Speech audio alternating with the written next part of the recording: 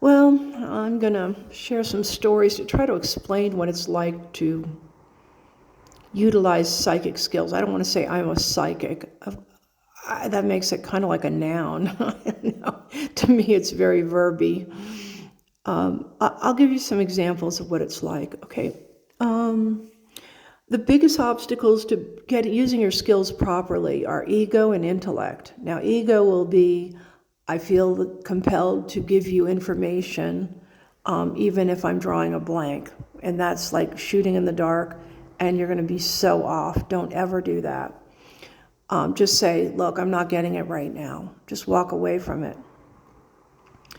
The other problem is intellect, because there's a part of you that will always talk yourself out of things. I had a friend one time who handed me her watch. Now, this friend was an extremely successful executive.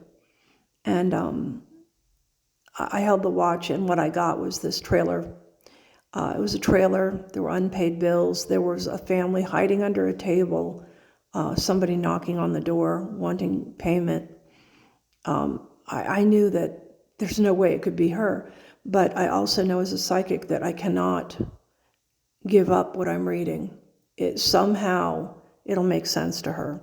I told her, and she just about stumbled off her chair, because that was her upbringing. That was exactly her upbringing. So you just have to step away from ego and intellect issues. They'll screw you up every time. And I'm going to give you an example of intellect where it could have really screwed me up. And give me your opinion too, because I think if you had this reading, you may have been forced to use your intellect and you would have been wrong. I went to a singles party with my best friend. She was single, I was married, but she was afraid of meeting new people and like not knowing anyone. So I went with her as just like a wingman. And a guy at the party, a snarky dude, came up to me with a beer in his hand, and he's like, I heard that you're psychic. I want to read something. And I was like, okay, whatever. So he handed me a wedding ring off of his wedding finger. And now intellect would be lighting a bulb right now and saying, oh, he's at a singles party and he's wearing a wedding band. He's separated. No, don't do that. That's intellect. Never go with intellect. Never.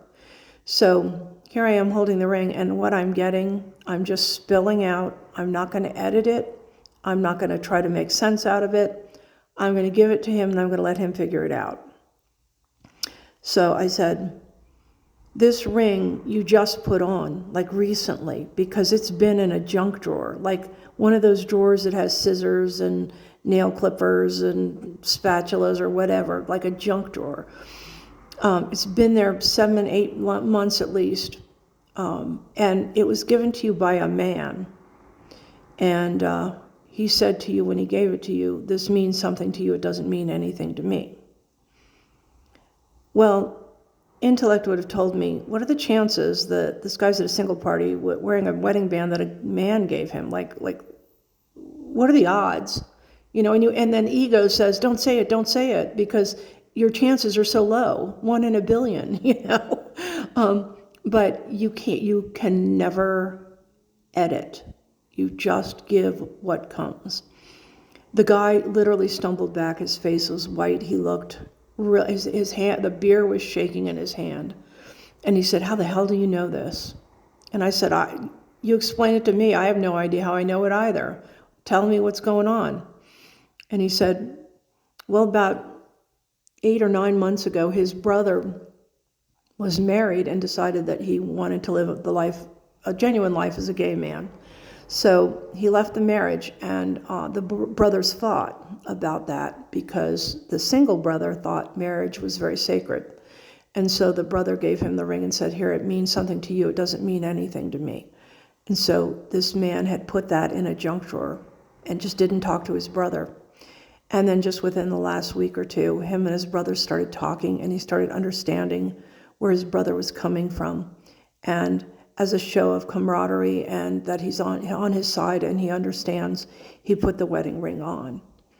So I think my favorite lesson for any psychic is beware ego and intellect. Yes, you want to have a 100% hit, but that's just going to cause stress. It's going to ruin the read. The read is like fluid. You're just capturing fluid in a stream. You've got a bucket.